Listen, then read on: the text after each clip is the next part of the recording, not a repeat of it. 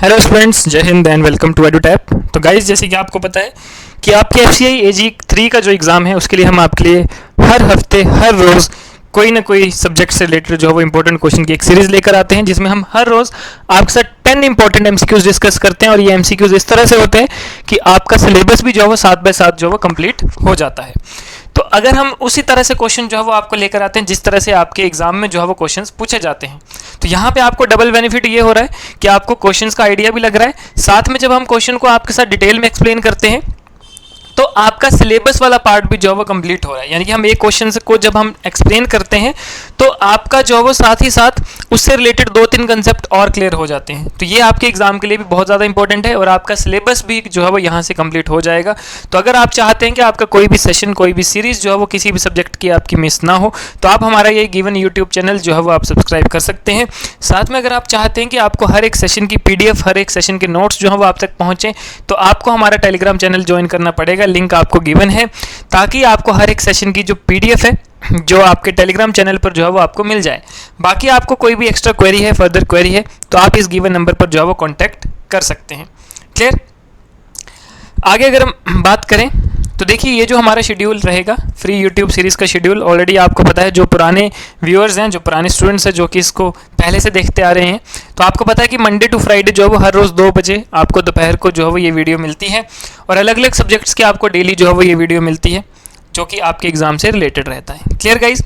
चलिए चलते हैं हम अपने फर्स्ट क्वेश्चन की तरफ। तो देखिए गाइज, हमारा फर्स्ट क्वेश्चन है आज का, ज्योग्राफी का पार्ट कर रहे हैं। आपको पता है फिजिकल ज्योग्राफी चली है, तो फिजिकल ज्योग्राफी का पार्ट नंबर 3 है और पार्ट नंबर 3 के आज का फर्स्ट क्वेश्चन। तो फर्स्ट क्वेश्चन है हमारा, the concept of continental drift was first proposed by, कि ये जो कॉन्टिनेंटल ड्रिफ्ट का कॉन्सेप्ट है ये पहली बार किसने प्रपोज किया था, यानी कि फर्स्ट टाइम किसने जो है वो इसके बारे में बताया था, किसने इसको जो है वो इंट्रोड्यूस किया था। तो अगर हम आपके ऑप्शंस की बात करें तो आपका ऑप्शन नंबर ए है अल्फ्रेड वेगनर, बी ऑप्शन है जेम्स हटन, सी ऑप्शन है चार्ल्स लियल, डी ऑप्शन है हैरी हेस, ई ऑप्शन है अलेक्जेंडर वॉन हम्बोल्ट। तो ये आपके पास गिवन 5 ऑप्शन है, आपने बताना है कि which of the following option is the correct option those who give the concept of continental drift. ठीक है, तो पहली बार किसने दिया था? पहली बार दिया था आपका ऑप्शन नंबर ए, यानी कि अल्फ्रेड वेगनर। ठीक है, तो ये जो अल्फ्रेड वेगनर थे, इन्होंने जो थी वो थ्योरी ऑफ कॉन्टिनेंटल ड्रिफ्ट को प्रपोज किया था 1912 में। ठीक है, कई बार क्वेश्चन ये भी आ सकता है कि ईयर पूछा जाए, है ना। इन्होंने क्या सजेस्ट किया था? इन्होंने सजेस्ट किया था कि that the continents were once joined together in a super continent called Pangaea.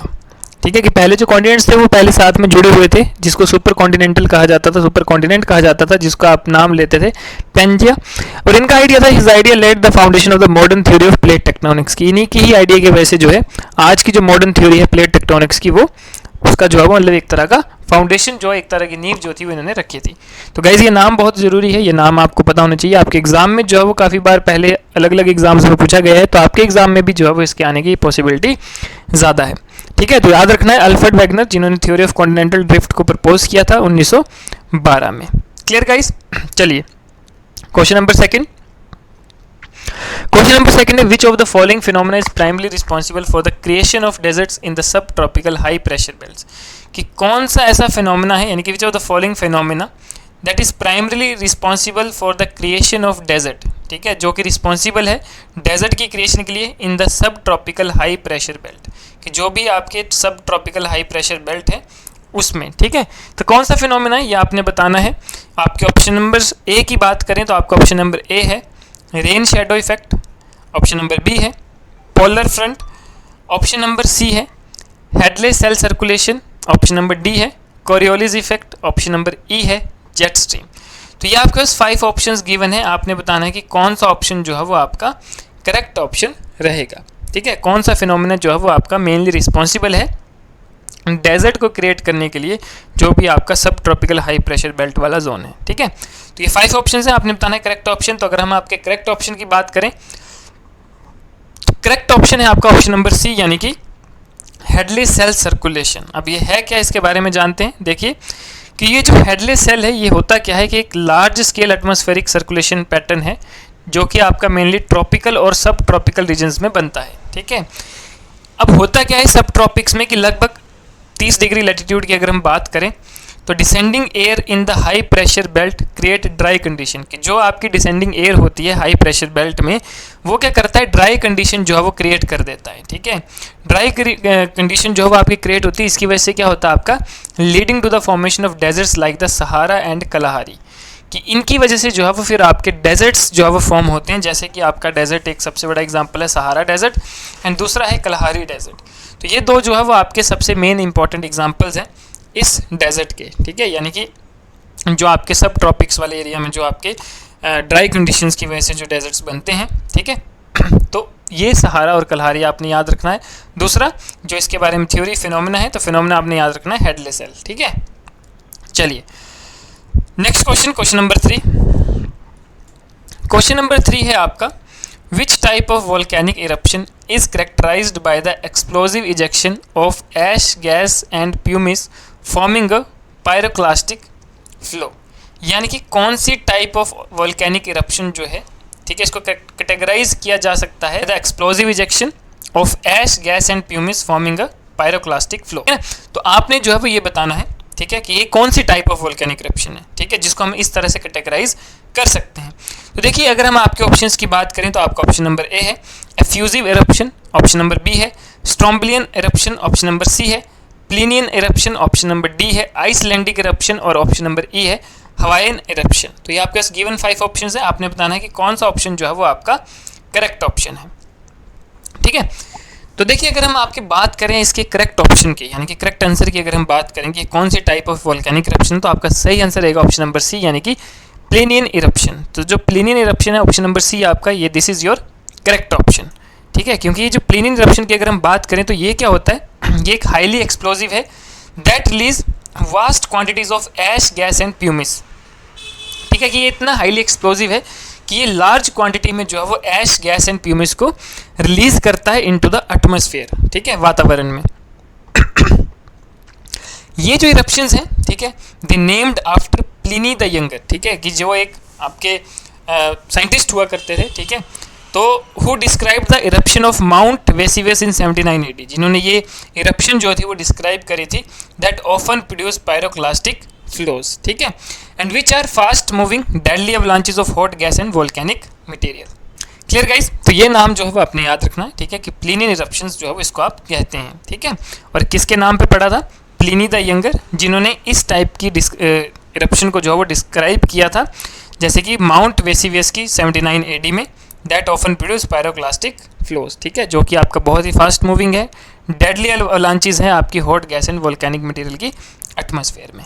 Clear, अब बात करते हैं क्वेश्चन नंबर 4 की। क्वेश्चन नंबर 4 है आपका, the Earth's magnetic field is generated by which layer, कि जो हमारे अर्थ की मैग्नेटिक फील्ड है ये कौन सी लेयर में जो है वो जनरेट होती है, यानी कि कौन सी लेयर के द्वारा जो है वो जनरेट होती है। तो आपने ये देखना है आपके ऑप्शंस की अगर हम बात करें, आपको पता है कि हमारे अर्थ की जो वो मेनली 3 लेयर्स हैं, क्रस्ट, मेंटल, कोर, और उनको फर्दर डिवाइड किया गया है। तो अगर हम ऑप्शंस की बात करें तो आपका ऑप्शन नंबर ए है क्रस्ट, ऑप्शन नंबर बी है मेंटल, ऑप्शन नंबर सी है outer core, option number D है inner core, option number E है लिथोस्फेयर। ये गिवन आपके पास 5 ऑप्शंस हैं, आपने बताना है कौन सा ऑप्शन जो है वो आपका बिल्कुल करेक्ट ऑप्शन रहेगा। क्लियर, तो अगर हम देखें, अगर अर्थ मैग्नेटिक फील्ड की बात करें तो ये जो आपकी जनरेट होती है, ये जनरेट होती है आपकी आउटर कोर से, यानी कि ऑप्शन नंबर सी जो है वो आपका बिल्कुल क्लियर ऑप्शन है। ठीक है, क्योंकि जो ये आपकी अर्थ मैग्नेटिक फील्ड है, ठीक है, ये जनरेट होती है by the movement of molten iron and निकल। जो हमारे आउटर ओर में जो हमारा आउटर कोर है, यहाँ पे जो मोल्टन आयरन एंड निकल है, इसकी मूवमेंट की वजह से जो है वो हमारी अर्थ मैग्नेटिक फील्ड जनरेट होती है। काफ़ी बच्चों को ये भी पता नहीं होगा कि अर्थ मैग्नेटिक फील्ड जनरेट कैसे होती है, तो काफ़ी बच्चों को जो है वो अभी डाउट भी ये क्लियर हो गया होगा कि अर्थ मैग्नेटिक फील्ड होती क्या है और किस तरह से जो है वो ये जनरेट होती है। तो देखिए, ये जनरेट होती है आपकी जब आपके आउटर कोर में जो मोल्टन आयरन है और निकल है, ये जब मूव करते हैं तो इसकी वजह से आपकी अर्थ मैग्नेटिक फील्ड जनरेट होती है।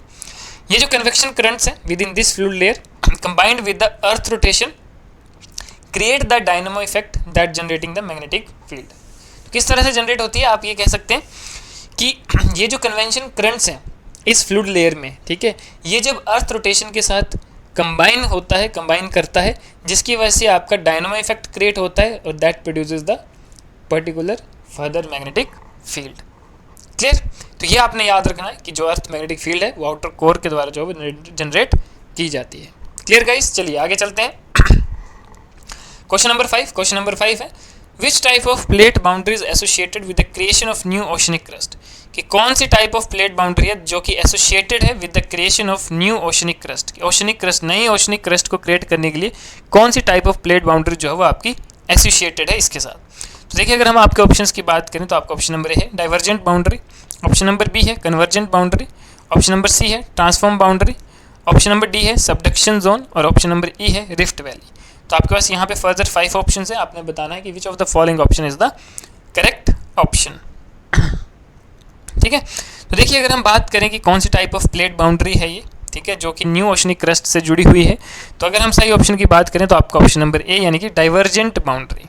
ठीक है, हर एक बाउंड्री के जो है वो अलग अलग रोल है।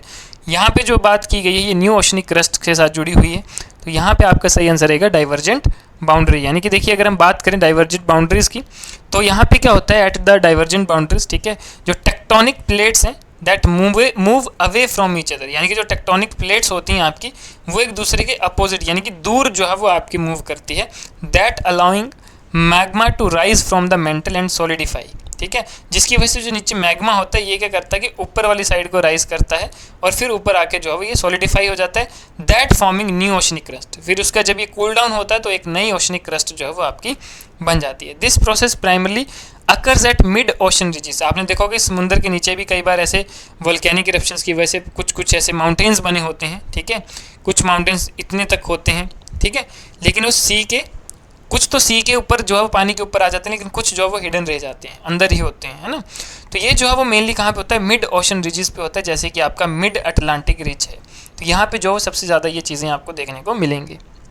ठीक है, तो ये प्रोसेस जो है आपने याद रखनी है कि डाइवर्जेंट बाउंड्रीज में क्या होता है कि जो टेक्टोनिक प्लेट्स हैं ये दोनों जो हैं वो एक दूसरे के अवे मूव करती है, जिसकी वजह से जो नीचे मैग्मा है ये ऊपर राइज करता है, जिसकी वजह से ये जब कूल होकर सॉलिडिफाई होता है तो एक नई ओशनिक क्रस्ट जो है वो यहाँ पे बनती है। ठीक है, और ये प्रोसेस जो है वो कहाँ पे होता है, मिड ओशन रीजस जैसे कि मिड अटलांटिक रीज में जो है वो मेनली आपको ये देखने को मिलता है। Clear guys. आइए क्वेश्चन नंबर 6 की अगर हम बात करें तो क्वेश्चन नंबर 6 है आपका Which of the following wind is a warm, dry wind that descends the leeward side of mountains leading to rapid temperature increase? बहुत ही ज़्यादा इंपॉर्टेंट क्वेश्चन, बहुत बार पूछा हुआ क्वेश्चन आपके एग्ज़ाम में और अदर एग्ज़ाम्स में भी। ठीक है, कि देखिए क्वेश्चन क्या है कि कौन सी ऐसी वार्म विंड है, यानी कि following wind is a warm that dry wind that descends the levered side of mountain. ठीक है, जो कि डिसेंड होती है लीवर्ड साइड ऑफ माउंटेन की, which leading to rapid temperature in, जिसकी वजह से जो है वो आपका एकदम से टेम्परेचर जो है वो राइज कर जाता है। तो अगर हम आपके ऑप्शंस की बात करें, उस विंड टाइप्स की बात करें, तो पहला ऑप्शन है आपका चिन्नूक, सेकंड ऑप्शन आपका मिस्ट्रल, सी ऑप्शन आपका बोरा, डी ऑप्शन आपका सिरोको और ई ऑप्शन आपका monsoon. These are the 5 given options. आपने बताना है कि कौन सा ऑप्शन जो है वो आपका एकदम करेक्ट ऑप्शन रहेगा। क्लियर।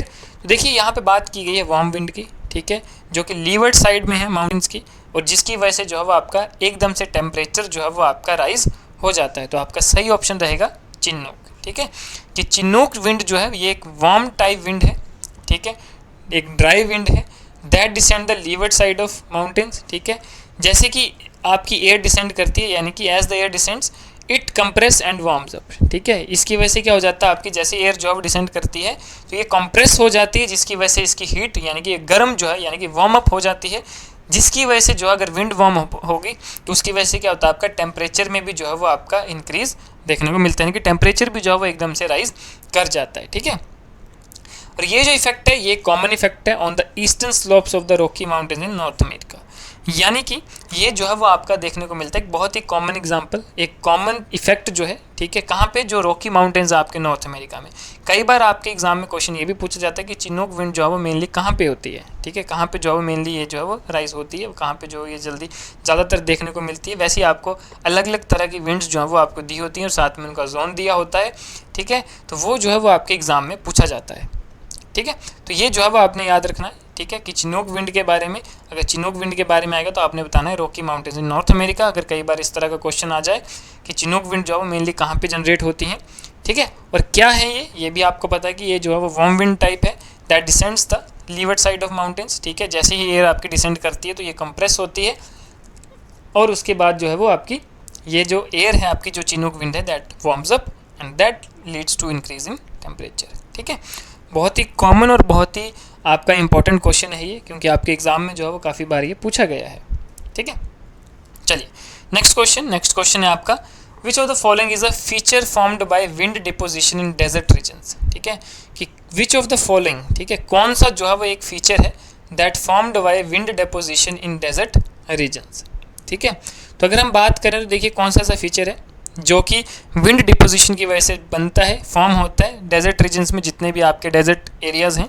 तो अगर हम आपके ऑप्शंस की बात करें तो आपका ऑप्शन नंबर ए है सर्क, बी ऑप्शन है डेल्टा, सी ऑप्शन है ड्यून, डी ऑप्शन है जॉर्ड और ई ऑप्शन है मोरेन। तो ये आपके पास 5 ऑप्शन है, आपने बताना है कि कौन सा जो है वो ऐसा फीचर है जो कि विंड डिपोजिशन की वजह से, यानी कि जब विंड डिपॉजिट होती है तो उसके कारण जो है वो आपके डेजर्ट रीजन में ये चीज़ बनती है। ठीक है, तो ये आपके पास 5 ऑप्शन है। अब आपने बताना है कि कौन सा जो है वो आपका सही ऑप्शन रहेगा। तो अगर हम सही ऑप्शन की बात करें तो आपका सही ऑप्शन नंबर सी यानी कि ड्यून। तो ड्यून जो है वो आपका बिल्कुल एकदम से करेक्ट ऑप्शन है, क्योंकि ड्यून्स जो है वो आपके तब फॉर्म होते हैं जब डेजर्ट एरियाज़ में विंड जो है वो डिपॉजिट होती है और अपने साथ सॉइल को जो है वो लेकर जाती है। यानी कि देखिए अगर हम बात करें ड्यून्स जो है वो होता क्या है कि एक रिजिस टाइप होता है, माउंट्स टाइप होता है, जो कि of sand formed by wind deposition, की विंड की वजह से जो सैंड एक जगह डिपॉजिट होती है डेजर्ट रीजन्स में या फिर कोस्टल एरियाज़ में, तो जिसकी वजह से आपने देखोगे कि इस तरह से ड्यून्स जो है वो बन जाते हैं। ठीक है, तो इनको कहते हैं आप ड्यून्स। ठीक, एंड इसमें क्या होता है कि wind moves the sand particles, यानी कि हवा की वजह से जो सैंड पार्टिकल्स है वो मूव करते हैं। ठीक है, और फिर एक जगह पे जाकर जो है वो डिपॉजिट हो जाते हैं। जब डिपॉजिट होते हैं then when the wind speed decreases, ठीक है, जब स्पीड आपकी विंड की डिक्रीज होती है तो ये एक जगह डिपॉजिट हो जाते हैं। जहाँ पे डिपॉजिट होते हैं तो वहाँ पे एक ड्यू शेप लाइक जो है वो आपका, या फिर आप बोल सकते हैं कि लीनियर ड्यून टाइप जो है वो एक शेप क्रिएट करते हैं, जैसे इस तरह से आपको मैंने यहाँ पे बताया है। तो ये जो है वो आपका मेनली कहा जाता है ड्यून्स। ठीक है, तो ये बहुत ही कॉमन और बहुत ही एक कॉमन सा क्वेश्चन है, बहुत ही ईजी क्वेश्चन है और आपके लिए एग्जाम में बहुत ही ज़्यादा इंपॉर्टेंट भी रहेगा। देखिए अभी तो हमने ड्यून्स की बात करी, वैसे आपके अलग अलग जगह पे जो भी आपकी विंड डिपोजिशंस की वजह से जो आपके स्ट्रक्चर शेप्स बनती हैं, आपने वो भी जो है वो पढ़ के जाना है एग्जाम में, क्योंकि वो भी आपके एग्जाम में जो है वो पूछा जा सकता है। क्लियर? आइए क्वेश्चन नंबर 8 की बात करें। क्वेश्चन नंबर 8 है, which of the following statement about earth's albedo is correct. कि अगर हम बात करें आपके अर्थ एल्बेडोज की, है ना, तो अर्थ एल्बेडो से रिलेटेड कौन सी स्टेटमेंट जो है वो आपकी करेक्ट है। अगर हम आपके ऑप्शन नंबर ए की बात करें तो आपका ऑप्शन नंबर ए है, albedo refers to the earth's ability to emit infrared radiation. ठीक है, कि जो आपका एल्बेडो है ये क्या रेफर करता है, it refers to the earth's ability to emit infrared radiation. B option की बात करें तो earth's albedo is highest at the poles and lowest at the equator. C option की बात करें तो albedo decreases with increasing snow cover, कि जो एल्बेडो है ये कम होता है with the increasing snow cover. ठीक है, उसके बाद अगर हम बात करें ऑप्शन नंबर डी की, तो ऑप्शन नंबर डी है, oceans have a higher albedo than desert. कि ओशन जो है, ओशंस के पास जो है that has higher albedo, deserts के पास कम होती है। ये ऑप्शन की बात करें तो clouds do not affect earth's albedo, कि क्लाउड की वजह से जो है आपका एल्बेडो इफेक्ट नहीं होता है।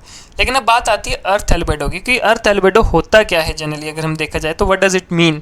तो देखिए जो अर्थ एल्बेडो होता है ये एक टाइप का सोलर रेडिएशन होता है, that is the amount of solar radiation, ठीक है, जो कि रिफ्लेक्ट बैक होता है स्पेस में बाय द अर्थ सरफेस। यानी कि यहाँ पे देखिए अगर अर्थ है, ठीक है, और यहाँ से अगर सूरज की रोशनी पड़ रही है, ठीक है, तो सन की रोशनी जब पड़ रही है तो वो अमाउंट ऑफ सोलर रेडिएशन जो कि आपका रिफ्लेक्ट बैक हुआ है, यानी कि वापिस जो है वो आपकी अर्थ के सरफेस से रिफ्लेक्ट बैक होके जो है वो दोबारा स्पेस में आया है, that is known as earth's albedo. ठीक है, और अगर हम बात करें एवरेज एल्बेडो ऑफ अर्थ की तो दैट इज़ अप्रोक्स 0.31। ठीक है, यानी कि 1/3 जो है अर्थ सन्स की एनर्जी जो है वो आपकी अर्थ से रिफ्लेक्ट बैक होके स्पेस में आ जाती है। तो ये देखिए बेसिक चीज़ है, यहाँ से आपको एक नई चीज़ पता चली अर्थ एल्बेडो के बारे में, है ना।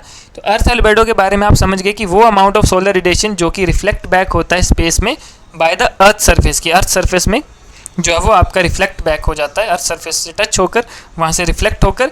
और अगर हम बात करें एवरेज की तो यहाँ से बोला जाता है कि 1/3 ऑफ सन्स की जो एनर्जी है, यानी कि 1/3 एनर्जी जो है सूरज की, that is reflected back to the space after the earth surface. ठीक है, कि अर्थ सरफेस में जाने के बाद दैट जब रीच करती है अर्थ पे तो उसके बाद रिफ्लेक्ट बैक हो जाती है स्पेस में। ठीक है, तो लगभग 1/3 जो सन की एनर्जी है वो हमें वापस जो है वो स्पेस में आ जाती है। तो अब आपने बताना कि कौन सा ऑप्शन सही है, तो आपका ऑप्शन नंबर बी जो है वो करेक्ट है, क्योंकि जो ये आपका अर्थ एल्बेडो है that is highest at the poles. ठीक है, क्यों हाईएस्ट होता है पोल्स में? ठीक है, क्योंकि आपका हाई रिफ्लेक्टिविटी होती है आइस एंड स्नो की। तो पोल्स में आपका जो है वो आइस ज़्यादा होती है, स्नो ज़्यादा होती है, तो वहाँ पे रिफ्लेक्शन भी जो है वो उतनी ही ज़्यादा होती है। ठीक है, तो जिसकी वजह से जो है वो आपका अर्थ एल्बेडो हाईएस्ट होता है पोल्स में, लोएस्ट होता है इक्वेटर में, क्योंकि वहाँ पे डार्कर सरफेस होता है, जैसे कि फॉरेस्ट है, ओशन है, तो ये क्या करते हैं कि सनलाइट को ऑब्जर्व कर लेते हैं। लेकिन पोल्स में जो स्नो होती है, आइस होती है, वो जो है वो ऑब्जर्व नहीं कर पाती है, इसलिए मैक्सिमम एनर्जी जो है सन की वो रिफ्लेक्ट बैक हो जाती है। तो ये देखो, ये कंसेप्ट बहुत ही इंपॉर्टेंट है, एल्बेडोज इफेक्ट, यानी कि एल्बेडोज, अर्थ एल्बेडो, बहुत ही इंपॉर्टेंट टॉपिक है, बहुत ही इंपॉर्टेंट क्वेश्चन है, आपके एग्जाम में आ सकता है। ठीक है, सबसे पहले आपको एल्बेडो को जो है वो पता चल गया। ठीक है, कि वो अमाउंट ऑफ सन्स रेडिएशन जो कि आपके रिफ्लेक्ट बैक हो जाती है स्पेस में आफ्टर द अर्थ सरफेस। ठीक है, और ये सबसे ज़्यादा कहाँ पे होती है? ये सबसे ज़्यादा होती है आपकी पोल्स में, क्योंकि पोल्स में आपके आइस एंड स्नो जो है वो सबसे ज़्यादा होता है। तो जहाँ पे आइस एंड स्नो सबसे ज़्यादा होता है वहाँ पे जो है वो रिफ्लेक्शन भी सबसे ज़्यादा होती है, तो इसलिए अर्थ एल्बेडो जो है, ठीक है, वो आपका सबसे ज़्यादा जो है वो पोल्स में होता है। ठीक है, तो ये बहुत ही इंपॉर्टेंट क्वेश्चन है। नेक्स्ट करते हैं, next question number 9। Question number 9 है, which of the following geological feature is formed by the action of glacier, कि कौन सा ऐसा जियोलॉजिकल फीचर है जो कि फॉर्म होता है by the action of glacier की, जो ग्लेशियर के एक्शंस की वजह से जो है वो फॉर्म होता है।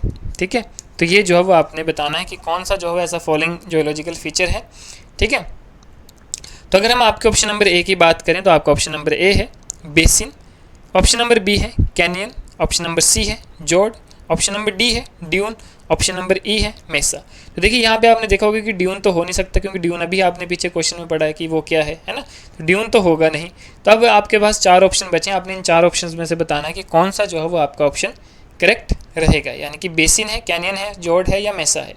तो एक्शन ऑफ ग्लेशियर्स की वजह से जो बनता है दैट इज़ जॉर्ड। ठीक है, आप कोई इसको जॉर्ड भी बोलता है, कोई जॉर्ड बोलता है, तो आप इसको अपने हिसाब से प्रोनाउंसिएट कर सकते हैं। ठीक है, कि जॉर्ड क्या है? एक लॉन्ग डीप नैरो इनलेट है सी का between high cliffs that created by the action of glacier curving out valleys. ठीक है, कि होता क्या है कि जब आपका ग्लेशियर रिट्रीट होता है उसके बाद the sea floods the valley creating the fjord, कि जो सी फ्लड होती है यानी कि जो वैली होती है वो क्या करती है? जॉर्ड को क्रिएट करती है। और ये जो जॉर्ड्स हैं that are commonly found in Norway, New Zealand and Alaska. Mainly ये जो जॉर्ड्स हैं, ये जो आपका ग्लेशियर का फीचर है, ठीक है, ये आपको ज़्यादातर कहाँ पे देखने को मिलता है? नॉर्वे, न्यूजीलैंड एंड अलास्का में। ठीक है, तो ये आपको पता होना चाहिए कि जॉर्ड क्या है, कि एक लॉन्ग डीप नैरो इनलेट है of the sea between high cliffs. ठीक है, चलिए तो अगले क्वेश्चन की बात करें हम अपने क्वेश्चन नंबर 10, यानी कि आज का हमारा लास्ट क्वेश्चन। बहुत ही ज़्यादा इंपॉर्टेंट, बहुत बार आपके एग्ज़ाम में पूछा गया है। ठीक है, तो इस बार भी जो है वो आपके एग्ज़ाम में आ सकता है, यहाँ से आपका एक कंसेप्ट भी जो है वो यहाँ पे क्लियर हो जाएगा। क्वेश्चन क्या है? क्वेश्चन है which term refers to a layer of permeable rock that can store and transmit ground water, कि कौन सी टर्म है इसमें से फॉलोइंग 5 ऑप्शंस में से जिसको हम रेफ़र कर सकते हैं कि एक लेयर है परमेबल रॉक की जो क्या करता है? स्टोर करता है एंड ट्रांसमिट करता है ग्राउंड वाटर को। ठीक है, कि जो एक ग्राउंड वाटर को जो है वो स्टोर करके भी रखता है और फिर ट्रांसमिट भी करता है। ठीक है, तो एक परमेबल रॉक की लेयर है, तो आपने बताना है कि क्या है। ऑप्शंस की अगर हम बात करें, ऑप्शन है आपका ऑप्शन नंबर ए यानी कि एक्वेडार्ड, बी ऑप्शन है एक्यूफर, सी ऑप्शन है वाटर टेबल, डी ऑप्शन है आर्टिसियन बेसिन, ई ऑप्शन है कार्स्ट सिस्टम। ठीक है, तो ये आपके 5 ऑप्शंस हैं, आपने बताना है कौन सा ऑप्शन सही है। तो देखिए, जो परमेबल रॉक लेयर की तरह जो आपका एक्ट करता है और जहाँ पे पानी स्टोर होता है, ग्राउंड वाटर स्टोर होता है, फिर हम उसको फर्दर हैंडपम्प के थ्रू जो है वो मोटर्स के थ्रू निकालते हैं, तो वो जो जहाँ पे आपका वाटर टेबल जो आपका परमेबल रॉक जो होती है, जहाँ पे आपका ये पानी स्टोर होता है, ग्राउंड वाटर स्टोर होता है, उसको आप बोलते हैं एक्यूफर। ठीक है, एक्यूफर जो है वो आपका ऑप्शन नंबर बी जो है वो बिल्कुल करेक्ट रहेगा। अब आपने मेरे को कमेंट बॉक्स में बताना है कि व्हाट इज़ एक्वेटार्ड। देखिए, दोनों एक दूसरे से मिलते जुलते हैं, एक्वेटार्ड एंड एक्यूफर। तो एक्यूफर तो आपको पता चल गया, लेकिन मेरा क्वेश्चन आपसे ये है कि आपने बताना है कि व्हाट इज़ एक्वेटार्ड। तो नीचे कमेंट में आपने इसका आंसर देना है कि एक्वेटार्ड क्या होता है। ठीक है, चलिए, तो ऑप्शन बी जो है वो इसका करेक्ट है, यानी कि एक्यूफर। तो एक्यूफर जो है वो आपकी एक परमेबल रॉक की लेयर है और सेडिमेंट है जो कि क्या करता है? स्टोर करता है और अलाउ करता है मूवमेंट ऑफ ग्राउंड वाटर। ठीक है, और एक्यूफर जो है वो आपके इंपॉर्टेंट सोर्सेज हैं फ्रेश वाटर के, ड्रिंकिंग के लिए, इरिगेशन के लिए और जो इंडस्ट्रियल यूज़ के लिए जो फ्रेश वाटर यूज़ किया जाता है उसका सबसे बड़ा सोर्स और एक इंपॉर्टेंट सोर्स है aquifers. And the water table जो है marks the upper surface of an aquifer की वाटर टेबल जो हम देखते हैं कि water table, ground water table कितना है, तो वो एक्यूफर का जो आपका अपर सरफेस होता है उससे हम जो है वो मेज़र करते हैं कि वाटर टेबल कितना है। Clear guys? तो ये बहुत ही आज के जो क्वेश्चन थे हमारे बहुत ही ज़्यादा इंपॉर्टेंट थे और आपके एग्जाम के लिए बहुत ज़्यादा ज़रूरी है और काफ़ी कंसेप्ट जो है वो आज हमने यहाँ पे क्लैरिफाई किए हैं। ठीक है, बाकी आप चाहते हैं कि आपका कोई भी सेशन मिस ना हो किसी भी सब्जेक्ट का, किसी भी टीचर का, तो आप ये चैनल जो है वो सब्सक्राइब कर सकते हैं। और साथ में अगर आप चाहते हैं कि आपको इसका PDF यानी कि इसके नोट्स जो है वो आपको ये PPT जो है वो इसको PDF की तरह आपको मिले ताकि आप क्वेश्चन को रिवाइज कर सकें बाद में, तो आप हमारा टेलीग्राम चैनल ज्वाइन कर लीजिए। ठीक है, यहाँ पे आपको जो है कंप्लीट आपको ये नोट्स दे दिए जाएंगे। बाकी अगर आपको फर्दर कोई भी क्वेरी है तो आप गिवन नंबर पर जो है वो कॉन्टैक्ट कर सकते हैं। Clear guys? तो आज के लिए इतना ही, मिलते हैं नेक्स्ट वीडियो में, तब तक के लिए धन्यवाद, जय हिंद।